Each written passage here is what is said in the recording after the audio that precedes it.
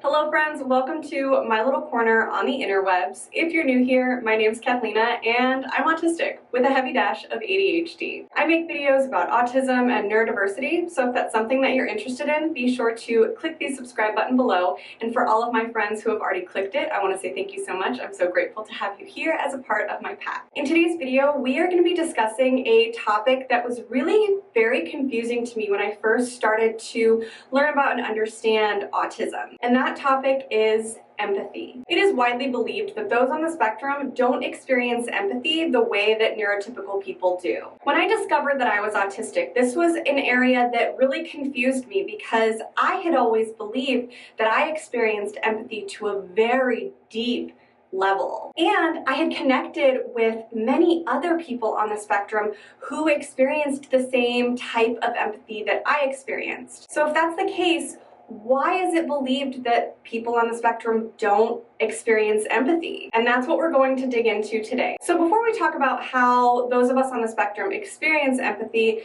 let's talk a little bit about what empathy actually is. We have two different types of empathy. So the first is cognitive empathy and the second is emotional empathy. Cognitive empathy is the ability to put yourself into somebody else's shoes, understand what they're experiencing without actually engaging with their emotions. Emotional empathy, or vicariously sharing emotions, is when you quite literally feel the other person's emotions alongside them. Studies have shown that those of us on the spectrum experience emotional empathy on a much greater level than our neurotypical counterparts. So basically, the expression of these emotions is atypical rather than non-existent. There may be a tendency to be less expressive with facial expressions or body language, but the feeling of those emotions is often very intense. Many autistics, myself included, have a really hard time being in public spaces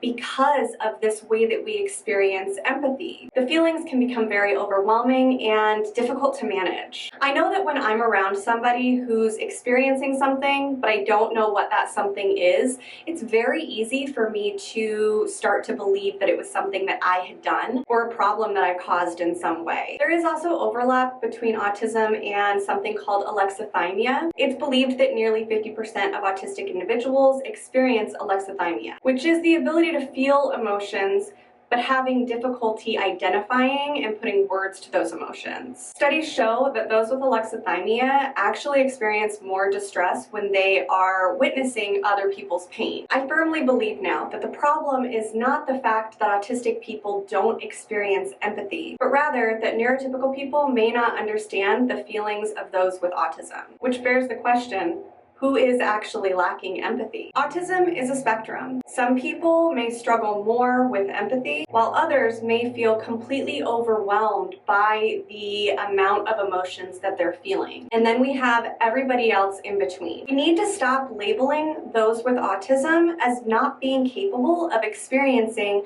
emotions or empathy, so that hopefully the way that we experience empathy and emotions can be accepted and valued in the same way as our neurotypical friends. So that's it for today's video. Give it a thumbs up if you liked it. Let me know in the comments below where you fall on the spectrum of empathy. Are you like me, where you can feel other people's emotions very intensely but maybe not be able to identify those emotions? Or are you somewhere else on the spectrum of empathy? Thank you so much for watching. Remember to be kind to yourself, and I will see you in the next video.